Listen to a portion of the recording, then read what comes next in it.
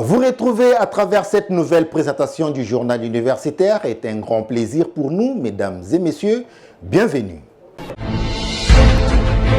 Après la publication du gouvernement souminois ce mercredi à 2 h du matin, plusieurs changements ont été constatés au sein du gouvernement, à l'instar du ministère de l'Enseignement supérieur et universitaire, Moïndo Zangi Butondo, qui a cédé son fauteuil à Madame Marie-Thérèse Safi-Sombo Mukuna.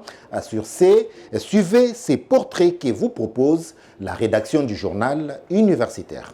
Marie-Thérèse Safi-Sombo est la nouvelle ministre de l'Enseignement supérieur et universitaire. Née en République démocratique du Congo, Safi-Sombo est détentrice d'un doctorat en médecine de l'Université de Kinshasa en 2004 avec une spécialisation en neuropsychiatrique de la même université qu'elle a achevée en 2010. Depuis 2012, Marie-Thérèse Safi-Sombo exerce comme médecin collaboratrice au centre hospitalier Mukole. En parallèle de ses activités cliniques, la nouvelle patronne du ministère de l'Enseignement supérieur et universitaire est impliquée dans divers projets de santé publique et de recherche en République démocratique du Congo. Comme membre du comité d'éthique de l'école de santé publique de Kinshasa, elle joue un rôle actif au sein du ministère de la Santé, notamment dans les groupes techniques consultatifs, la vaccination et les projets CONZO à l'Institut national de recherche biomédicale.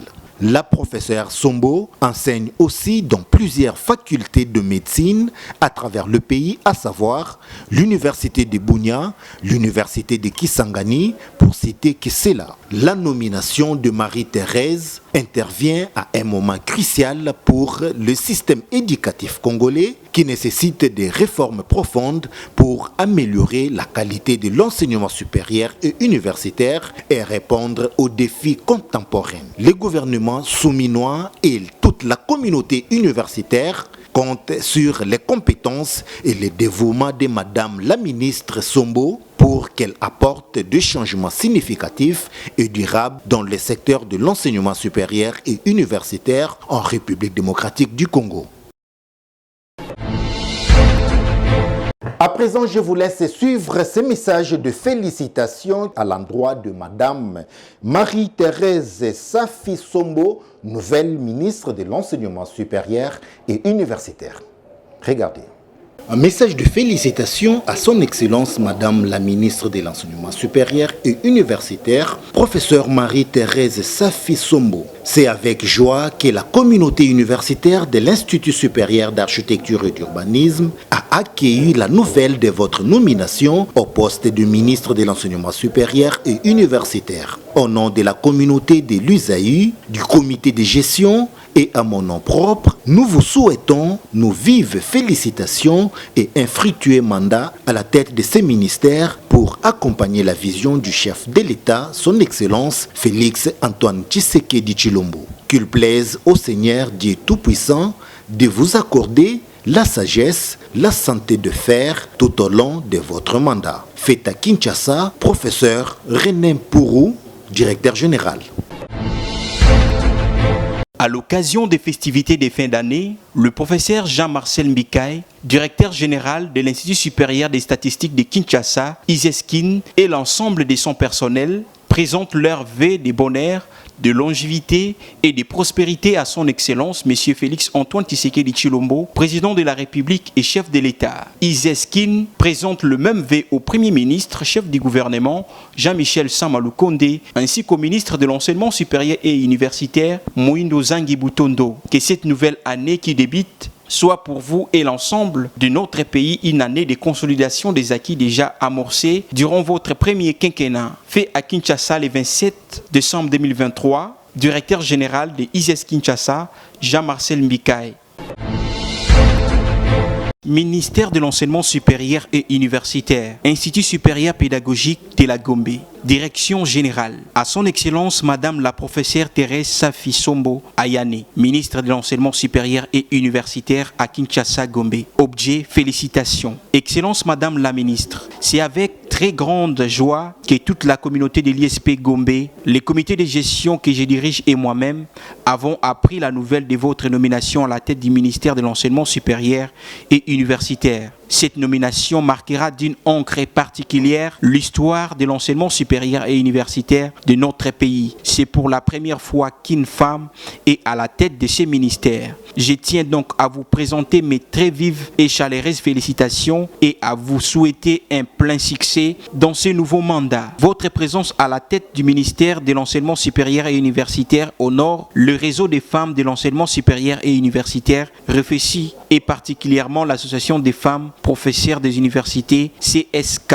Avec vous va commencer certes une nouvelle ère et va s'y renforcer des restructurations du système de l'enseignement supérieur et universitaire dans notre pays. Nous sommes très disposés à vous accompagner pour réaliser vos objectifs à la tête de ces ministères et pour un franc succès pendant tout votre mandat. Que l'Éternel Dieu Tout-Puissant vous accompagne et vous assiste sans cesse. En vous réitérant mes souhaits de franc succès pendant tout votre mandat, je vous prie de croire, Excellence Madame la Ministre, en l'assurance de ma haute et respectueuse considération. La directrice générale de l'ISP Gombe, professeure Gertrude Ekombe Ekofo. Message de félicitations. Madame Safi Sombo, je tiens à vous exprimer mes chaleureuses félicitations pour votre récente nomination en qualité de ministre de l'Enseignement supérieur et universitaire. Votre engagement indéfectible envers l'éducation et l'égalité des chances suscite mon admiration. Je suis convaincu que votre leadership éclairé apportera des véritables avancées dans le domaine de l'enseignement supérieur. Je vous adresse mes meilleurs vœux de succès dans l'exercice de votre responsabilité et je vous prie d'agréer, Madame la Ministre, l'expression de mes sentiments le plus respectueux. Lydia Ifusola, Intendance générale. Covid-19 et sécurité alimentaire dans la ville-province de Kinshasa, c'est l'intitulé d'un mémoire d'études approfondi défendu publiquement ce mardi dernier par Mputu Koliolongo Viki de la faculté des sciences économiques et de gestion de l'Université pédagogique nationale. Christian Chipamba était là. Cette étude sur la Covid-19, présentée par le chef des travaux Mputu dans le cadre de la défense de son mémoire d'études approfondies, a examiné la sécurité alimentaire des ménages quinois pendant les mesures de restriction dues à cette pandémie, facteurs qui ont influencé l'état de la sécurité alimentaire de quinois en utilisant des données représentatives au niveau des 4 districts de la ville-province de Kinshasa. Partant de son exposé, le chef des travaux Mputu Koliolongo Viki a fait savoir au jury l'adoption de stratégies d'adaptation alimentaire a été motivée par le perte d'emploi, la baisse du revenu et l'expérience d'un effet modéré ou sévère de la crise induite par la pandémie. Pendant la Covid-19, les restrictions que le gouvernement a imposées à la population a essayé d'impacter l'alimentation de la population quinoise. Notre problème, notre préoccupation était pourquoi pendant la Covid-19, est-ce que la sécurité alimentaire de la population quinoise était assurée ou pas? En conclusion, après les données, après les enquêtes, la sécurité alimentaire de la population quinoise pendant la restriction, ce n'était pas assuré. Nous avons proposé un modèle appelé Koliolongo. C'est maintenant aux décideurs d'appliquer ce modèle-là pour que désormais, si nous avons des cas pareils, nous avons des inondations, des pénuries, des ceci, l'État peut courir à ce modèle-là. Et même d'autres chercheurs peuvent courir au modèle que nous avons proposé. Après le jeu de questions-réponses entre l'impétrant et les jurys, suivi de la délibération à huis clos, le récipiendaire a réussi avec mention la grande distinction à la satisfaction de tous. Signalant que le gouvernement de la République démocratique du Congo et d'autres agences de développement doivent fournir davantage de soutiens ou de subventions aux ménages afin de minimiser les chocs et d'aider au rétablissement de la sécurité alimentaire des ménages pendant et après le Covid-19. Parlons de la réunion de mise au point et d'information de la rectrice de l'Université pédagogique nationale, professeure ordinaire Anastasie Masanga, tenue avec les commerçants qui occupent les sites universitaires. Cette rencontre a eu lieu le mardi dernier dans le but d'échanger sur les modalités de reprise des activités commerciales sur les sites universitaires. Georges Dilumbi et Christian Chipamba, c'est un reportage. Après l'interdiction formelle d'opérationnalisation de toutes les activités commerciales dans le site de l'Université pédagogique nationale par le comité de gestion de cette institution due à l'insalubrité causée par les occupants, Madame la rectrice, professeure ordinaire Anastasie Masanga a convoqué cette réunion avec les concernés afin de leur communiquer la décision de son comité pour la reprise des activités commerciales à l'UPN. Premièrement, les occupants sont appelés à s'organiser à l'interne pour décider sur certaines questions leur concernant. Néanmoins, une commission est mise en place par le comité de gestion de l'UPN dans le but de vérifier les contrats existants entre les occupants et l'UPN, certifier les occupants en ordre par rapport aux clauses du contrat répertoriées en vue d'un déguerpissement imminent des unités de production érigées dans des zones non exploitables, surtout sur le plan écologique. Cependant, l'embargo continue jusqu'à la prochaine évaluation du comité de gestion qui va se servir du rapport de la commission, la mise en place qui sera coordonnée par le chef des travaux Eli Kazadi, a déclaré la rectrice de l'UPN, professeure Anastasie Masanga, dans le but de rendre viable cet établissement de l'ESU. Ils ont suivi les messages, ils ont compris les messages parce qu'ils sont mis au travail et qu'ils savent, ils sont préparés qu'il y aura déguerpissement au cas où les clauses qui lient les exploitants à l'UPN ne sont pas respectées à la lettre. L'UPN doit être revêtu de sa plus belle robe. Et donc, c'est une université, je l'ai bien dit qu'il y a des endroits où vous ne pouvez pas faire un croisement. Kiosque qui ne nous apporte rien, si ce n'est que nous amener la saleté avec tout ce qui a comme corollaire sur la santé, voilà. Notez que, bien avant l'adresse de la rectrice, le secrétaire général administratif de l'UPN, professeur Josué Moubedi, a prodigué quelques conseils aux occupants sur la gestion des déchets.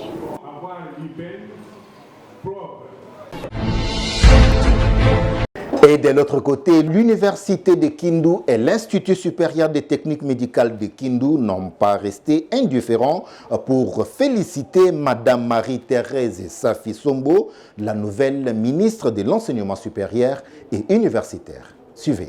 Message de félicitations de l'Université de Kindu à son Excellence Madame la professeure Dr Marie-Thérèse Safi Sombo Ayane, ministre de l'Enseignement supérieur et universitaire. Excellence Madame la ministre, le recteur de l'Université de Kindu et l'ensemble de son personnel ont le réel plaisir de vous adresser leurs chaleureuses félicitations à l'occasion de votre nomination par le président de la République et chef de l'État, son Excellence Félix Antoine Tshisekedi Tshilombo, comme ministre de l'Enseignement supérieur et universitaire. Ces ministères costauds que vous avez la charge de diriger. Connaissant bien votre savoir-faire, savoir-être et votre esprit managérial, nous réalisons que Madame la Première ministre a fait un choix judicieux en jetant son dévolu sur votre brillante personne, car nous sommes convaincus que vous ne ménagerez aucun effort pour relever les multiples défis qui gangrènent le fonctionnement normal du secteur de l'enseignement supérieur et universitaire, tout en implorant la grâce de Dieu pour vous combler de ses bénédictions infinies et vous accorder longévité, sagesse, intelligence et prospérité. Nous vous souhaitons plein succès dans vos nouvelles fonctions ministérielles. Que vive l'enseignement supérieur et universitaire, que vive l'Université de Kindu. Professeur ordinaire Deogracia Kimenia, recteur. Institut supérieur des techniques médicales de Kindu, ISTEM Kindu en sigle, cabinet du directeur général, à son Excellence Madame la ministre en charge de l'enseignement supérieur et universitaire, Marie-Thérèse Safi Sombo Ayane, concerne message de félicitations à l'occasion de votre nomination en qualité de ministre de l'enseignement supérieur et universitaire dans le premier gouvernement de la deuxième mandature de Monsieur le Président de la République, son Excellence Félix Antoine Tshisekedi Tshilombo. Je viens au nom du personnel académique, scientifique, administratif techniques et ouvriers ainsi qu'à celui de la communauté estudiantine de l'Institut supérieur des techniques médicales de Kindu Istem Kindu en sigle, auprès de votre Excellence présenter le sincère félicitations. Connaissant vos capacités intellectuelles, morales et professionnelles, je reste convaincu que vous allez vous acquitter agréablement de vos lourdes responsabilités. Que les dieux de nos ancêtres vous accompagnent dans vos nouvelles fonctions. Très sincères félicitations, fait à Kindu le 29 mai 2024 pour les comités de gestion, le directeur général Léon Cyprien Ngandou Ngandou Onakechi, MD, PhD, interniste. L'Université de Kananga est heureuse de présenter ses vives et sincères félicitations à son Excellence Madame le ministre de l'Enseignement supérieur et universitaire, professeur Marie-Thérèse Safi Sombo, à l'occasion de son accession et sa nomination à la tête du ministère de l'Enseignement supérieur et universitaire de la République démocratique du Congo. Que Dieu Tout-Puissant vous bénisse et bénisse votre mandat et vous comble des grâces nécessaires pour servir loyalement la nation congolaise. Pour l'Université de Kananga, le recteur, professeur Chisanda Tabalamweni, émérite. Message de félicitations du comité de gestion de l'Institut supérieur technique de Lubumbashi à la nouvelle patronne de l'enseignement supérieur et universitaire en République démocratique du Congo. Excellence Marie-Thérèse Sombo, le comité de gestion de l'Institut supérieur technique de Lubumbashi, dont j'ai le plaisir de diriger, a suivi avec attention particulière la publication du gouvernement saminois le mercredi 29 mai 2024. Cependant, au nom de toute la communauté de l'USTEL et au mien propre, nous vous félicitons vivement pour votre nomination, bien accueillie par la communauté scientifique congolaise comme ministre de l'enseignement supérieur et universitaire en RDC et vous rassure notre soutien indéfectible tout au long de votre mandat. Plein succès à vous pour une amélioration tant qualitative que quantitative de l'enseignement supérieur en RDC. Fête à Lubumbashi le 29 mai 2024 pour l'ISTEL, professeur Jeannot Pagna, directeur général. Dans la vision du chef de l'État, Félix Antoine Tshisekedi Tshilombo, qui consiste à faire de jeunes millionnaires à travers l'entrepreneuriat en République démocratique du Congo, l'Institut supérieur d'informatique et programmation et d'analyse, sous l'impulsion éclairée de son président directeur général Martin Ekanda Ondimba, a procédé à l'ouverture de la 7e édition du grand concours d'informatique dénommé Denotech, placé sous le thème La Grutch et innovation technologique. 19 équipes des différents établissements de l'enseignement supérieur et universitaire vont participer. Tonton Biongo pour plus d'explications.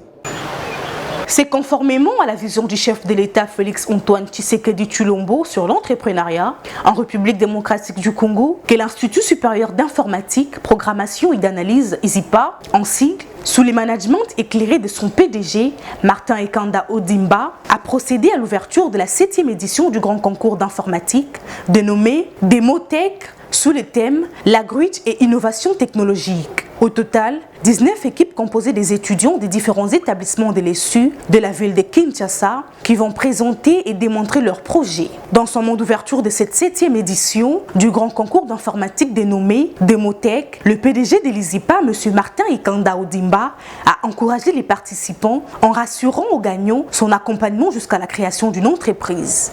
Son Excellence, M. le Président de la République, a voulu créer des millionnaires.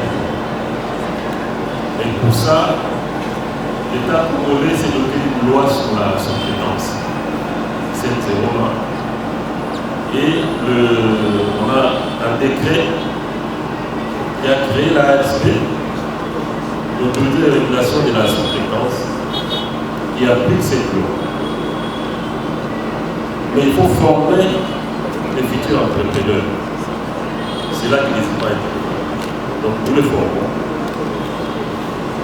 Et à ce titre, Denotech n'est pas un hasard. Puisque que pour cette édition,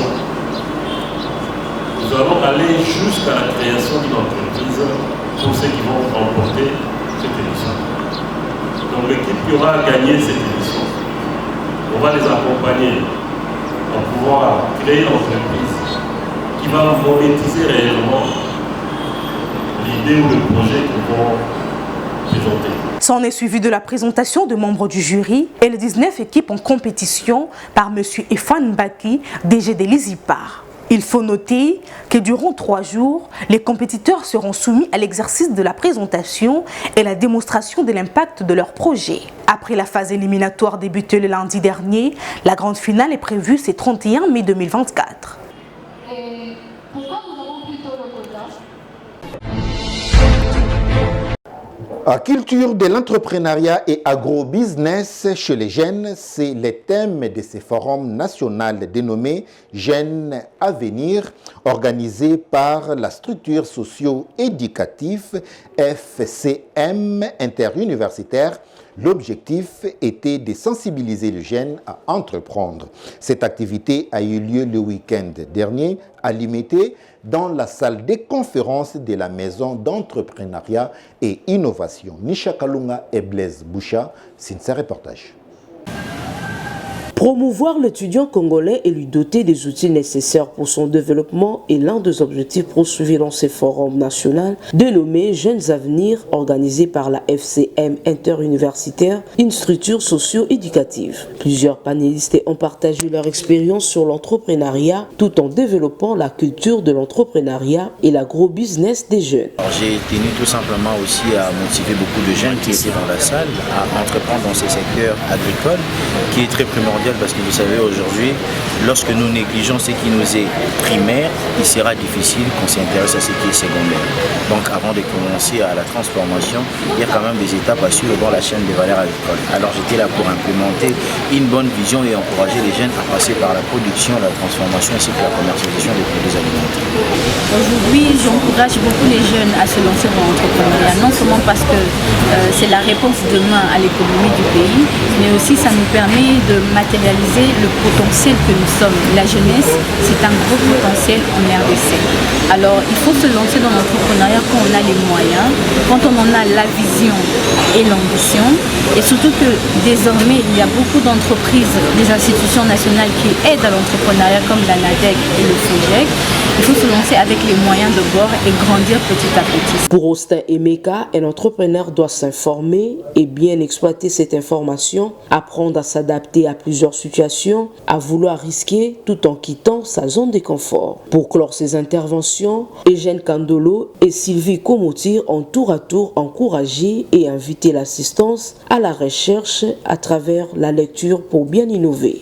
Puis au nom de Christopher Mpiana, coordonnateur de la structure précitée, le consultant manager de FCM interuniversitaire Alpha Mbokoti a procédé à la remise de prix et brevets aux aînés scientifiques qui ont excellé chacun dans son domaine et aux participants qui se sont distingués au concours des entrepreneurs organisé par la dite structure.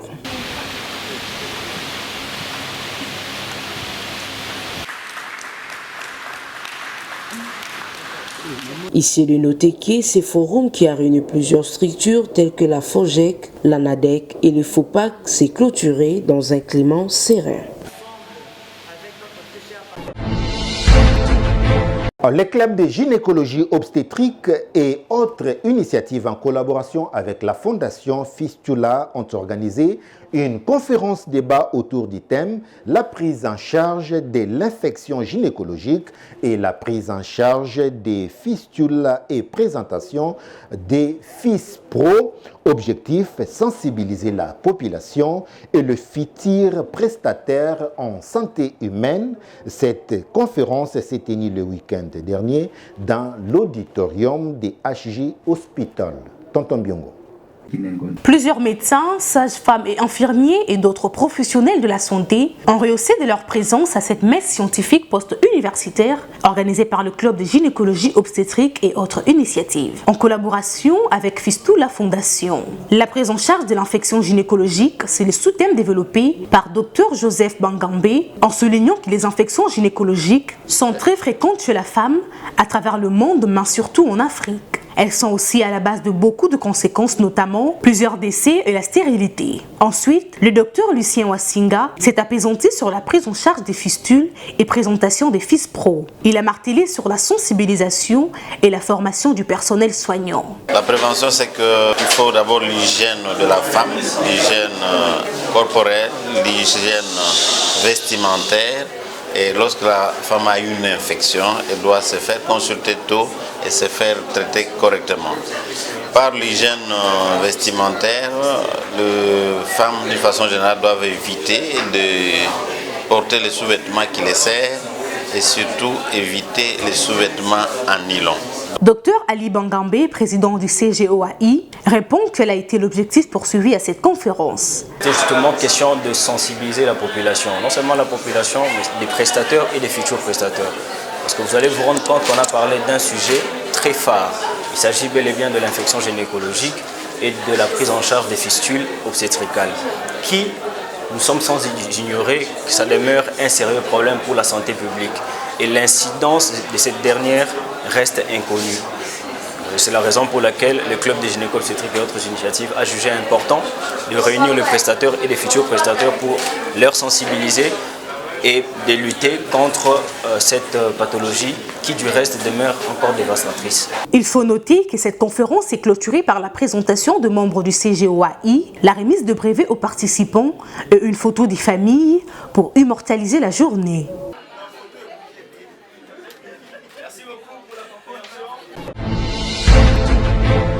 Ainsi prend fin cette édition du journal universitaire. Mesdames et messieurs, si vous l'avez aimé, dites un grand merci à Christian Chipamba qui était derrière la caméra, réalisé par les docteurs Emmanuel Lema, toujours sous la coordination d'André Mouchimou Macher.